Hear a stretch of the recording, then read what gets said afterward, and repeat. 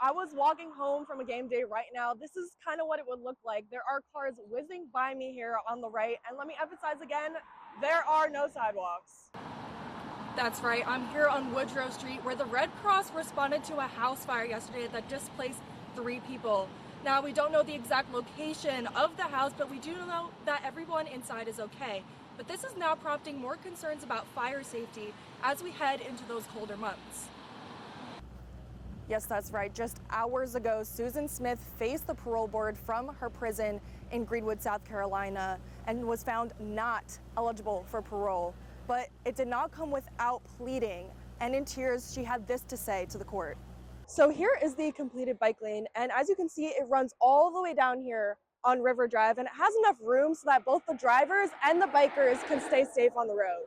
With nearly 8 million new eligible voters this year, student organizations are ready to show how easy it is to drive to the polls. Yes, that's right. Just hours ago, Susan Smith faced the parole board from her prison in Greenwood, South Carolina, and was found not eligible for parole. But it did not come without pleading, and in tears, she had this to say to the court. What I did was so horrible. After 30 years, a plead for forgiveness, And I would give anything if I could go back and change it. and the emotional testimonies from the friends and family who lost 2 little boys and whose lives were changed forever. Back in 1994, Susan Smith strapped her 2 sons in their car seats and then rolled the vehicle into John D. Long Lake, telling police that a black man took her car with the kids inside. After a week of investigating, though, Smith finally confessed to the murders and has been in prison ever since. She took 2 lives. She didn't just take 1. She took 2 precious little boys. I know she wants a chance to be free after only serving 30 years. No. And David Smith, father of the 2 little boys, Michael and Alex. But what she did, not only to Michael and Alex, she came pretty close to causing me to end my life. As everyone quietly left the parole room, the decision was made quickly and unanimously to keep Susan Smith in prison. 2 years from now, Susan Smith will be up for parole once again, and David Smith says he will be there fighting to keep her in prison. In Columbia, I'm Grace Berkery, Carolina News.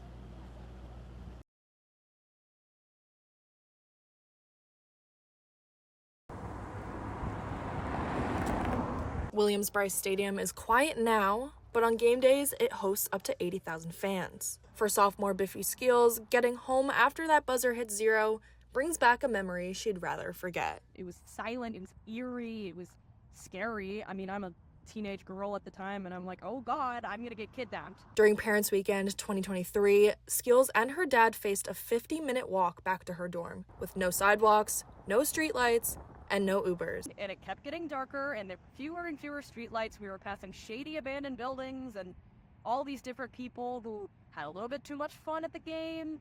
If I was walking home from a game day right now, this is kind of what it would look like. There are cars whizzing by me here on the right, and let me emphasize again, there are no sidewalks.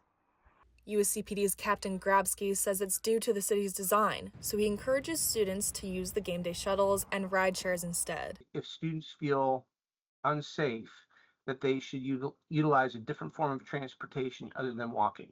And even if that takes longer to get back and forth. However, Skeels says Ubers repeatedly canceled her rides that night, leaving her with seemingly no other option. And it was so much money in general, we were hesitant about doing it in the first place. When I told Grabsky this, I'm going to make note of that about the Uber. He did take it into consideration. Leaving a packed football stadium is going to be chaotic, so using the resources that are available is key so people don't put themselves into a potentially dangerous situation. Skeels and her dad eventually found a golf cart to take them home, though it came with a catch. We hop on the back and we were like, okay, please take us to Capstone, please, please. He was like, sure, $75. From then on, she's taken a different approach to game days, one that isn't on foot, next to 6 lanes of traffic. Reporting from Columbia, I'm Grace Berkery, Carolina News.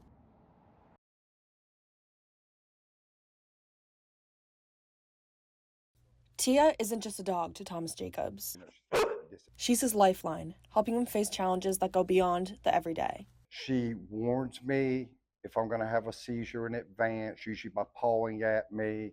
For years, they've been a team, serving together with the Red Cross and helping Jacobs confront his own personal battles. But with their successes come struggles. Jacobs often faces situations where he's denied entry into places with his service dog, places that by law he and Tia should be allowed to enter. You know, you're just trying to buy groceries or go to a movie or have dinner. You don't want that to go on for a year, you know. Under the Americans with Disabilities Act, service animals are legally permitted in any public accommodation, including stores, restaurants, bars, recreational places, and more. Yet, Jacobs has found himself in difficult situations still, sometimes even needing to call local law enforcement when denied entry. You try to go in and have a happy meal or go just buy groceries, and it winds up into a service dog education. So I did some more digging, and it led me to here at Disability Rights in South Carolina, where they put me in touch with their legal director to talk about what other resources are available. If somebody shows up at an establishment and they're denied entry, they need to speak to the management, and they need to tell the management that they have a service animal. They need to be clear about this is a service animal, not an emotional support animal, and this is what the dog does for me. Dong told me that he's had recent success with educating a restaurant that denied a service animal access. I wrote a nice letter and enclosed my service animals booklet with the letter and sent it to the establishment, and they wrote back and they apologized, said they were going to educate their staff on how to handle service animals. And so that was a good result. For Jacobs, Tia isn't just a companion. She's essential to his independence, and there's a path to ensure that's respected. In Columbia, I'm Grace Berkery, Carolina News.